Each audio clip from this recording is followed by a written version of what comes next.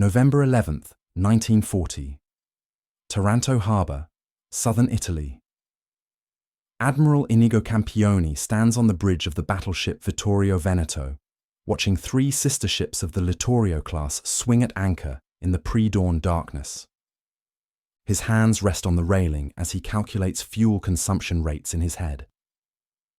Each of these magnificent vessels burns 720 tons of fuel oil daily at cruising speed.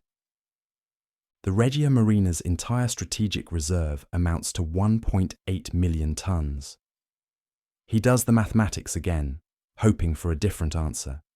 At current consumption rates, if every major warship sails operationally, Italy exhausts its reserves in 87 days.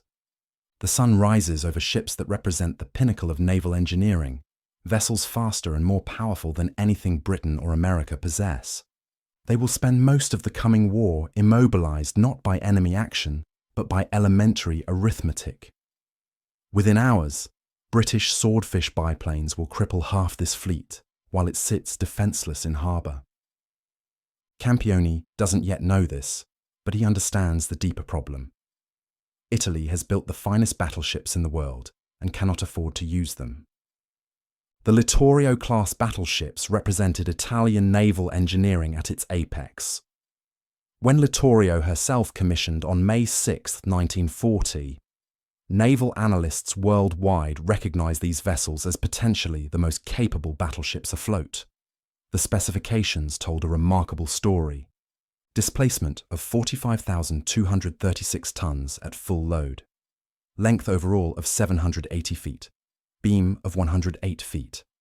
9 15-inch guns in 3 triple turrets capable of hurling 1,951-pound armor-piercing shells 27 miles at a muzzle velocity of 2,854 feet per second. Secondary armament of 12 6-inch guns, 4 4.7-inch guns, and eventually 96 anti-aircraft weapons, ranging from 90 mm to 20 mm. Maximum speed of 30 knots sustained, with 31.4 knots achieved on trials. The armour scheme incorporated lessons from Jutland and post-war analysis. The main belt measured 280 mm, 11 inches, of face-hardened steel inclined at 15 degrees to maximise effective thickness. Deck armour ranged from 162 mm over magazines to 90 mm over machinery spaces. Turret faces carried 350 mm, nearly 14 inches, while barbets had 280 mm. The underwater protection system extended 23 feet inboard, consisting of alternating fuel and void spaces backed by 40 mm torpedo bulkheads designed to absorb 772 pounds of TNT equivalent. Total armour weight reached 13,386 tons, comprising 29.6% of displacement. But the engineering achievement went beyond raw specifications. Italian designers solved problems that frustrated British and American naval architects. The Pugliese torpedo defence system, named for chief designer Umberto Pugliese, used a cylindrical tube running the length of the ship filled with void space. When a torpedo struck, the tube collapsed inward, absorbing explosive force away from vital machinery. Tests conducted at La Spezia in 1937 demonstrated successful resistance to 772-pound warhead detonations at contact.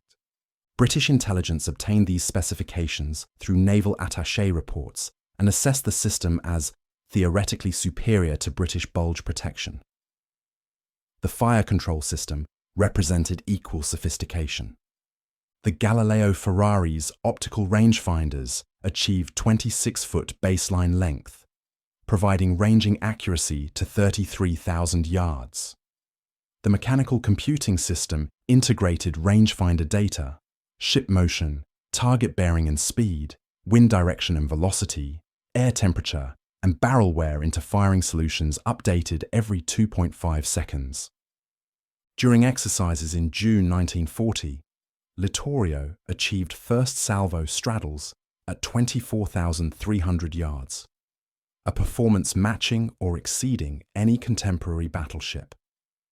the machinery installation achieved remarkable efficiency. 8 Yarrow boilers fed steam at 495 pounds per square inch and 750 degrees Fahrenheit to 4 sets of Beluzzo-geared turbines, producing 140,000 shaft horsepower. This power plant drove 4 screws through 4 separate machinery spaces, ensuring redundancy if battle damage flooded one compartment. Fuel capacity of 3,840 tons provided 4,580 nautical mile range at 20 knots, or 1,830 miles at maximum speed.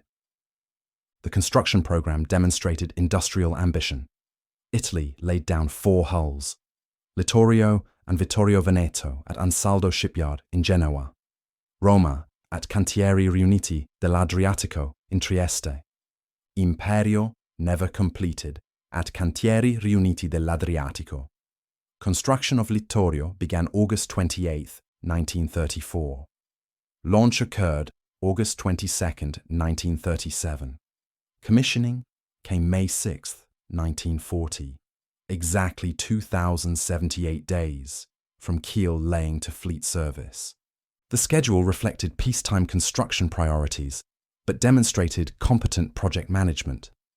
Total construction cost reached 831 million lire per ship, approximately $44 million at 1940 exchange rates, comparable to American Iowa-class costs. The industrial effort required 2.3 million man-hours of labor, 21,400 tons of steel plate, 4,200 tons of armor plate, and coordination across 47 subcontractors, providing everything from optical instruments to electrical generators. Admiral Domenico Cavagnari, Chief of Staff of the Regia Marina, understood he possessed technological advantages. In classified assessments dated March 1940, naval intelligence compared Littorio-class capabilities against probable opponents. Against the British Queen Elizabeth class, the Italians held decisive advantages. Speed differential of 6 knots allowed the Italians to choose engagement range. The 15-inch guns matched British firepower, while superior fire control provided accuracy advantages. Against the modernised Warspite, British armour upgrades still left vulnerable deck protection against plunging fire beyond 20,000 yards. Against French Richelieu-class, theoretically comparable opponents, the Italians held speed parity but superior seakeeping in Mediterranean conditions. Against American North Carolina-class vessels, not yet completed, Italian intelligence estimated rough parity in protection and firepower with Italian advantages in speed and fire control. These assessments omitted one crucial variable. None of this superiority mattered if the ships never sailed. The fuel crisis determined Italian naval strategy before the first shot fired. Italy entered World War II on June 10, 1940, with reserves totaling 1.8 million tons of fuel oil. This figure represented 3 months of consumption for the entire fleet operating at peacetime training intensity. Wartime operations would drain reserves faster. A single Littorio-class battleship consumed 720 tons daily at 16-knot cruising speed. At 20 knots, consumption rose to 1,100 tons. At maximum speed, fuel burn reached 2,400 tons daily. These numbers translated to operational mathematics. Deploying all 4 battleships, assuming completion, for one major fleet action involving 24 hours of high-speed maneuvering, consumed 9,600 tons, enough fuel to run 1,000 army trucks for a month or operate 240 fighters for 100 hours each.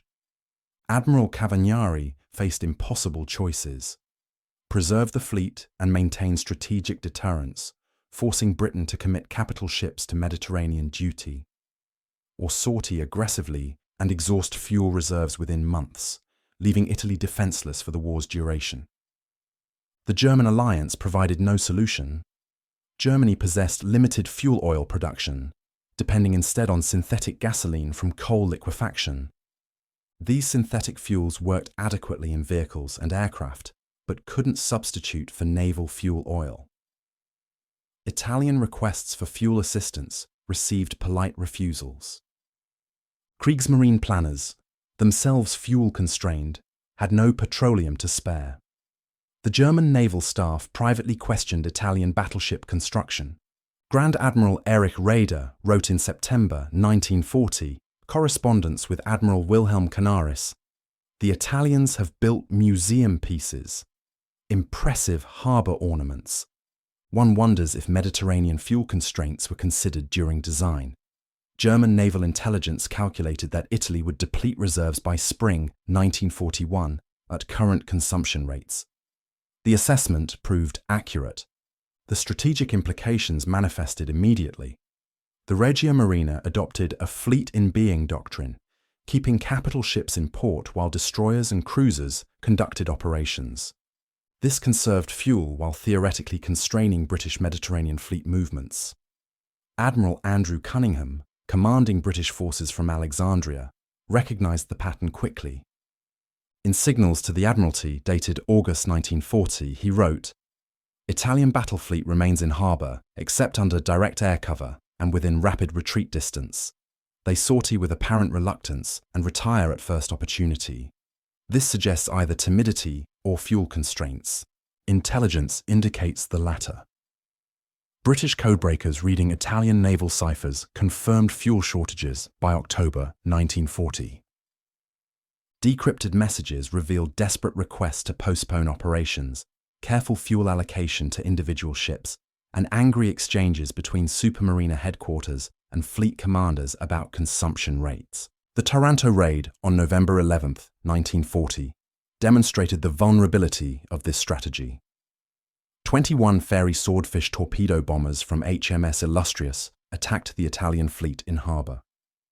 The ancient biplanes, capable of merely 138 miles per hour, caught the modern battleships immobilized.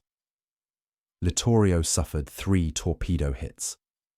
The first struck the port bow at 11:03 p.m., creating a 49-foot rupture below the waterline and flooding 2 forward compartments with 2,350 tons of seawater. The second hit amidships at 11:15 p.m., penetrating the Poulier system and flooding an engine room. The third struck aft at 11:27 p.m., jamming the port outer propeller shaft. Littorio settled by the bow, listing 4 degrees to port, with 5,340 tons of flooding. Cavour took 1 torpedo hit and sank in shallow water. Duilio absorbed 1 torpedo and required 7 months of repairs. Italia, the renamed Littorio-class ship, escaped damage only because she had sortied days earlier for exercises, a rare fuel allocation. The damage to Littorio appeared catastrophic. Repair estimates suggested 6 months in dry dock. But Italian shipyard workers and naval engineers performed remarkably. Temporary cofferdams sealed torpedo holes within 48 hours. Pumping restored buoyancy by November 15th. The ship entered dry dock on November 18th. Workers installed steel patches over hull ruptures, replaced 73 feet of damaged plating, and rebuilt the flooded engine room. On December 11th, exactly 30 days after the attack, Littorio returned to service, a testament to Italian engineering competence and damage control expertise. The repair consumed 840 tons of steel plate, 14,000 man-hours, and crucially, immobilized the ship during repairs. Lieutenant Commander Charles Lambert, British naval intelligence officer who interviewed Italian officers post-war, recorded their perspective. They knew their ships were superior. The Littorio could outrun our battleships, outrange them, and survive more punishment. But what good is a racehorse that cannot leave the stable? Every sortie meant calculations. Can we reach the objective and return before fuel exhaustion? If we engage, will we have reserves for damage control pumps and emergency speed? The mathematics were unforgiving. The Battle of Cape Matapan, on March 28, 1941, illustrated operational constraints. The Regia Marina sortied with battleship Vittorio Veneto, 6 cruisers and 13 destroyers to intercept British convoy operations south of Crete. Vittorio Veneto carried 3,200 tons of fuel oil for this operation, representing 4 days of intensive operations. The plan required reaching the interception point, engaging British forces, and returning to Taranto within 72 hours. Admiral Angelo Iachino, commanding the operation, received explicit fuel consumption limits. Maximum speed runs could not exceed 6 hours total duration. If no contact occurred within 48 hours, the fleet would abort and return. This operational straitjacket removed flexibility. On March 28th at 10:58 a.m., British cruisers appeared. Vittorio Veneto engaged at 25,000 yards, her 15-inch guns bracketing HMS Orion. But torpedo bombers from HMS Formidable appeared at 3 p.m. One torpedo struck Vittorio Veneto's port quarter at 3:11 p.m., flooding 2 compartments and jamming the port outer shaft. Speed dropped from 30 knots to 19 knots. Emergency repairs restored speed to 24 knots by 5 p.m. But fuel consumption from emergency pumps and high-speed damage control operations had risen dramatically. Admiral Iachino faced the calculation: continue the operation at reduced speed, risking interception by British battleships during nighttime hours, or abort and return to port. Fuel reserves allowed 18 hours of operations remaining. Night combat against radar-equipped British forces with a damaged flagship created unacceptable risk. At 5:30 p.m., Iachino ordered withdrawal. The Italian fleet retired at 24 knots. Behind them, 3 Italian cruisers, Pola, Zara and Fiume, tasked with escorting the damaged Vittorio Veneto, encountered British battleships Warspite, Valiant and Barham at point-blank range during night action. The British capital ships, equipped with radar fire control, opened fire at 3,800 yards. Fiume exploded at 10:27 p.m. Zara suffered 13 15-inch shell hits in 4 minutes and capsized at 10:40 p.m. Pola, already disabled by earlier torpedo damage, took multiple hits and sank at 4:03 a.m. Italian casualties reached 2,303 dead. British losses totaled 1 aircraft. The battle demonstrated tactical competence failures, but underlying fuel constraints had forced the operational decision. Had Vittorio Veneto possessed unlimited fuel, Admiral Iachino could have remained on station, manoeuvred through the night, and potentially engaged British forces on more favourable terms come morning. German naval liaison officers observed Italian operations with frustration. Fregattenkapitän Wilhelm Miensen-Bolken, attached to Supermarina headquarters, wrote in April 1941 reports to OKM. The Italian battleships represent engineering excellence rendered impotent by resource scarcity. They possess vessels superior to British capital ships but cannot exploit advantages. Recent operations demonstrate timidity born from fuel constraints rather than tactical inadequacy. One cannot fight a naval war with museum pieces that sortie once monthly. The fuel mathematics grew worse as war continued. Allied submarine operations in the Mediterranean targeted tankers. Between June 1940 and December 1941, Italian merchant marine losses included 37 tankers, totaling 294,000 tons displacement. Each sinking reduced fuel importation capacity. Replacement tankers required steel needed for warship construction. By January 1942, Italian fuel reserves had dropped to 890,000 tons, sufficient for 6 weeks of full fleet operations, or 3 months of restricted activity. The Regia Marina reduced capital ship operations to emergency sorties only. Training exercises ceased. Gunnery practice consumed ammunition, but also fuel for target tugs and recovery vessels. Even anti-aircraft training declined, because running generators and fire control systems required fuel oil for electricity generation. The technical capability of the ships never diminished. In June 1942, Littorio participated in Operation Harpoon, escorting an Italian convoy to North Africa while intercepting British convoy operations. On June 15th, at 2:31 p.m., Littorio engaged British cruisers at 29,000 yards. The fire control system performed flawlessly. First salvo landed 300 yards short. Second salvo achieved straddle. Third salvo landed one 1,951-pound armor-piercing shell on HMS Liverpool at 2:47 p.m. The projectile penetrated the cruiser's deck armor, passed through two compartments, and exited the hull below the waterline before detonating. Liverpool survived but required 8 months of repairs. This demonstrated Littorio's gunnery capability exceeded contemporary opponents. But the engagement lasted 43 minutes before Italian forces withdrew, not because of enemy action. Fuel consumption calculations required return to port.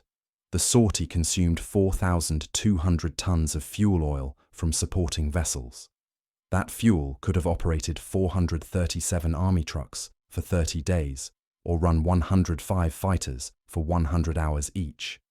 Admiral Arturo Riccardi, who replaced Cavagnari as Naval Chief of Staff in December 1940, faced impossible resource allocation. In classified planning documents dated August 1942, he calculated costs. One battleship sortie of 48 hours, 1,440 tons fuel oil. Supporting destroyer screen, 840 tons. Cruiser coverage, 1,200 tons. Total, 3,480 tons for one operation. Italian fuel imports in July 1942, 62,000 tons. Required monthly allocation for Merchant Marine, 38,000 tons.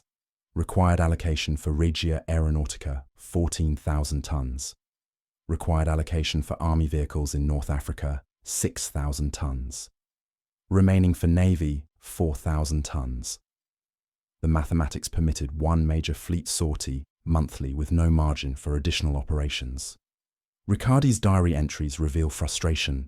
We possess the finest ships in the Mediterranean. They swing at anchor while inferior British vessels control convoy routes. Not for lack of courage or competence. Simple arithmetic defeats us. The human cost of these constraints affected morale. Ordinary seaman Giuseppe Russo, serving aboard Littorio, wrote in letters later collected by Italian naval historians, "We train constantly aboard ship. Gun drills, damage control exercises, firefighting practice. Then we watch from deck as British convoys pass within sight. Our officers explain fuel shortages prevent sortie. The men understand, but grow restless. What use is training if never applied? Our ship is faster than any British vessel. Our guns outrange theirs. Yet we remain in port like a lion caged." The strategic situation deteriorated through 1942. Allied convoy operations to Malta intensified. Operation Pedestal in August 1942 saw 14 merchant ships and massive naval escort attempt to resupply Malta. The Regia Marina possessed intelligence about the operation 5 days in advance. Sortie plans developed, including all 3 operational Littorio-class battleships: Littorio, Vittorio Veneto, and the newly completed Roma. Combined with cruisers and destroyers, this force could potentially intercept and destroy the convoy. Fuel allocation for such an operation: 18,000 tons for 72 hours of operations. August's total fuel allocation to the Navy, 31,000 tons. Supermarina staff ran calculations. Committing 18,000 tons left 13,000 for all other naval operations for the month. Merchant escort, submarine operations, coastal defense, and training would cease. If the Pedestal intercept failed to destroy the convoy, Italy would have expended irreplaceable fuel for no strategic gain. The decision came from Mussolini himself. The fleet would not sortie. 5 merchant ships from Pedestal reached Malta, including the tanker Ohio carrying 10,000 tons of fuel. Malta remained operational as a base for submarines and aircraft that continued sinking Italian supply convoys to North Africa. The cost of fuel conservation exceeded the cost of the sortie. British intelligence monitored Italian fuel crisis through ultra-decrypts. Admiralty assessments from September 1942 noted, enemy capital ships remain largely inoperative due to fuel shortages. Intercepts indicate monthly allocation insufficient for training operations. Italian naval effectiveness degrading through lack of practice. Crews competent but rusty. Fire control solutions slower than 1940 performance. This situation constitutes strategic victory achieved through resource denial rather than combat action. The British Mediterranean fleet adjusted accordingly. Convoy operations proceeded with reduced capital ship escort, freeing resources for Atlantic operations. The Italian fleet in being had ceased to be an effective deterrent. The technical excellence of the ships continued even as operational capability eroded. In April 1943, during Operation Retribution, Roma, Italia, and Vittorio Veneto attempted to intercept Allied landings in Tunisia. The ships, finally allocated fuel for offensive operations, sailed from La Spezia on April 5th. American B-17 bombers based in Algeria attacked the formation. No hits scored, but near misses from 2,000-pound bombs caused underwater shock damage to Roma. The hull plating, despite 11 inches of armor, cracked from pressure waves. Flooding reached 1,200 tons before damage control teams sealed leaks. Roma returned to La Spezia for repairs, consuming another 45 days. The sortie lasted 19 hours and accomplished nothing while consuming 3,800 tons of fuel oil. The armistice with the Allies on September 8, 1943, created the final tragedy. The Italian fleet received orders to sail to Malta and surrender to British forces. Italia, Roma, and Vittorio Veneto departed La Spezia at 3 a.m. on September 9th with destroyer escorts. German aircraft attacked at 3:30 p.m. The Germans deployed Fritz X guided bombs, 3,450-pound armor-piercing weapons with radio control guidance. At 3:38 p.m., one Fritz X struck Roma between the second and third turrets. The bomb penetrated the deck armor. 162 millimeters of steel proved inadequate against a weapon dropping from 18,000 feet, achieving terminal velocity of 770 feet per second. The bomb reached the forward magazine and detonated. The explosion consumed 97 tons of cordite propellant and 41,951-pound armor-piercing shells. Roma's bow section, weighing 8,400 tons, separated from the hull. A second Fritz X hit at 3:52 p.m., striking the engine room. Roma capsized at 4:12 p.m. and sank in 3,200 feet of water. Casualties reached 1,393 officers and men, including Admiral Carlo Bergamini. Italia and Vittorio Veneto survived the attack and reached Malta. The post-war disposition of surviving ships told the final chapter. Under peace treaty terms, Italy retained neither battleship. Vittorio Veneto went to Britain as war reparation, but proved too expensive to operate. The Royal Navy scrapped her in 1948. Italia went to the United States, spent 4 years in the Great Bitter Lake in Egypt awaiting decision on final allocation, and was scrapped in 1954.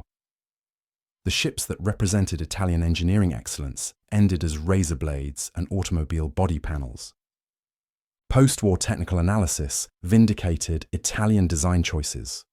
U.S. Naval Technical Mission to Italy reports from 1945 concluded, Italian battleship design incorporated sophisticated solutions to armor, protection, underwater defense, and fire control. The Pugliese torpedo defense system, while complex and weight-intensive, provided protection comparable to American designs at reduced width. Fire control equipment demonstrated precision, matching American Mark 38 systems. Machinery reliability was excellent with proper maintenance. These vessels represented competent engineering, constrained by strategic resource limitations.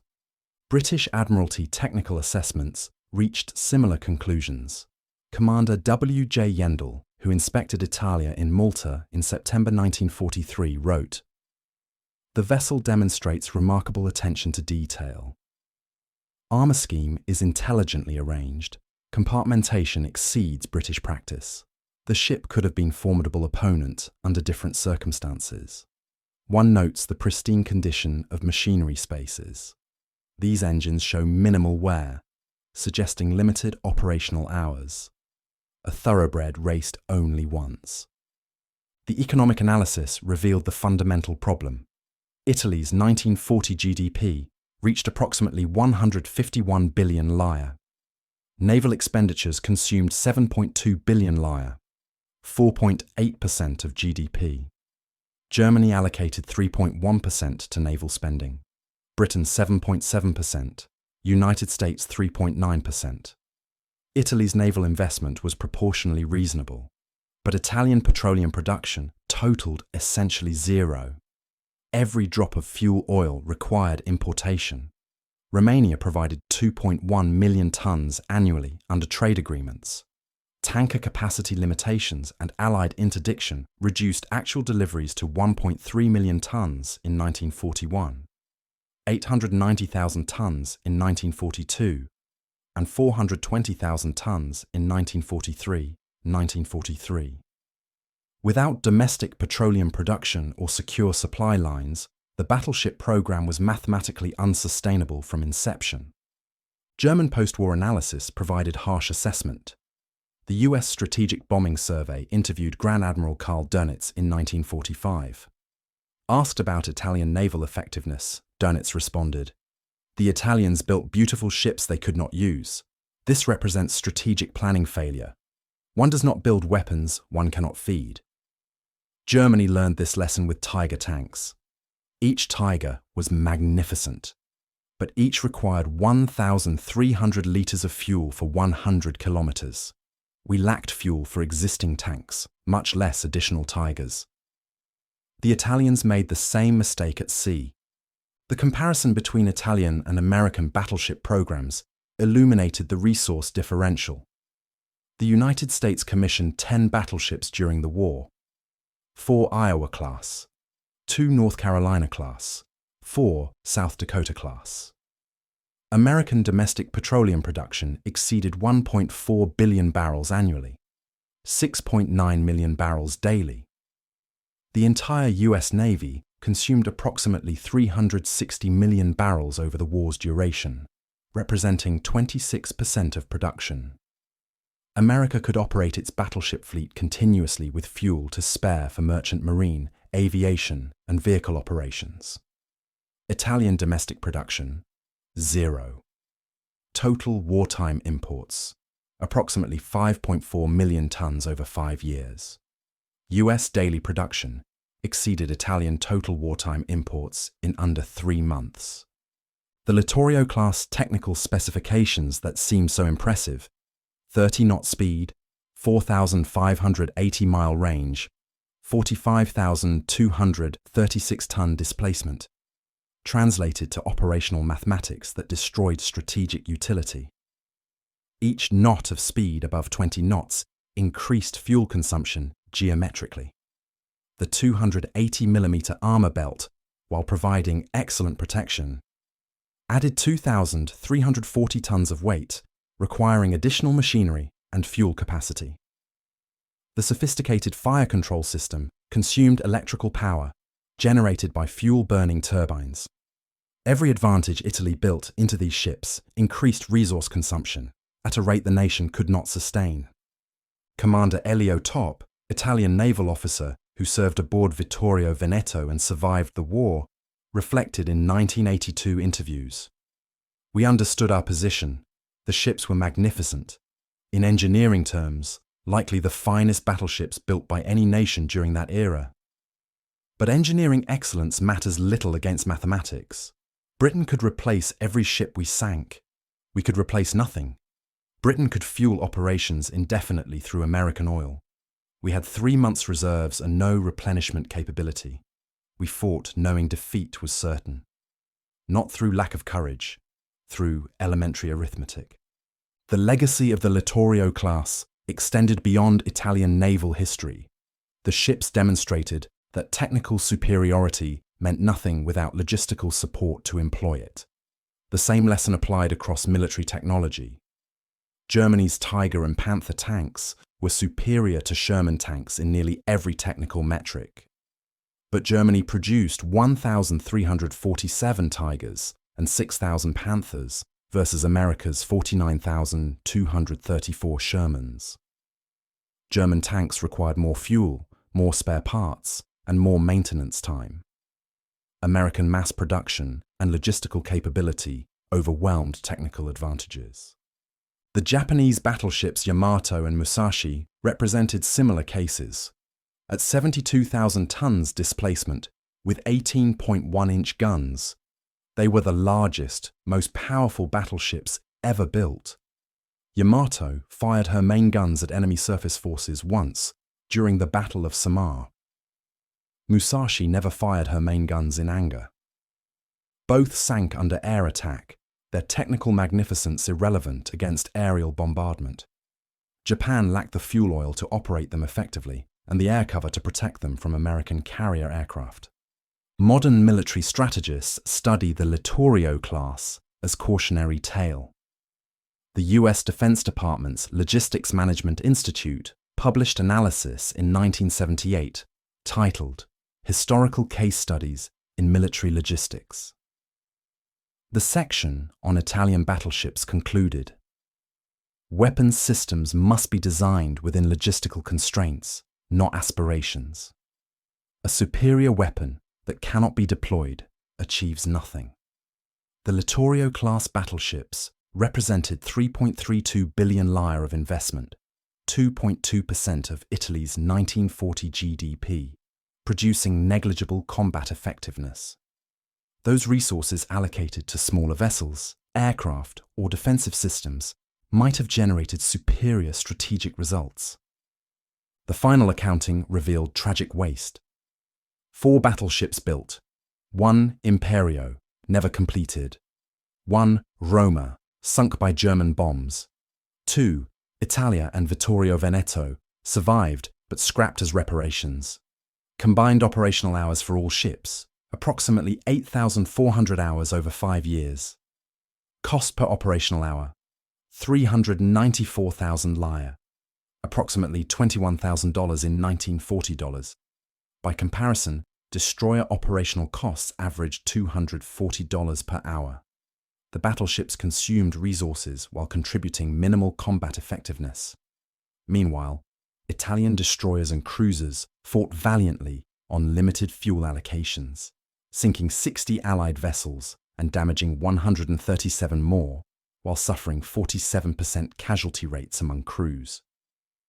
The forgotten heroes of this story were not admirals or designers, but the ordinary sailors who maintained combat readiness despite knowing their ships would rarely sail. Engine room crews conducted training exercises in machinery spaces, maintaining equipment that saw minimal operational use. Gunnery crews practiced fire control procedures, knowing months might pass between actual combat. Damage control teams drilled constantly aboard ships that spent more time threatened by air attack in harbour than enemy action at sea. These sailors maintained professional competence under circumstances designed to destroy morale. After the war, surviving crew members received little recognition. Italian veterans organizations focused on Army and Air Force casualties. Naval personnel, particularly battleship crews, faced accusations of timidity or incompetence. The fuel constraints that determined operational limitations remained classified until archival releases in the 1970s. Only then did historical analysis confirm what the sailors had known. They had served competently aboard magnificent ships that Italy could not afford to operate. The Littorio-class battleships stand as monuments to engineering excellence rendered strategically irrelevant by logistics. They were faster than British battleships, better armoured than French battleships, more modern in design than American battleships commissioned before 1941. None of this mattered. The magnificent ships that could dominate any opponent spent the war swinging at anchor, their potential unrealised, their crews frustrated, their strategic impact negligible. In the mathematics of industrial warfare, Having the best technology meant nothing without the fuel to use it. The Italian sailors who served aboard these vessels deserved better. They maintained combat readiness aboard ships their nation could not afford to sail. They are worth remembering. The ships themselves remain evidence that in modern war, logistics beats engineering every time.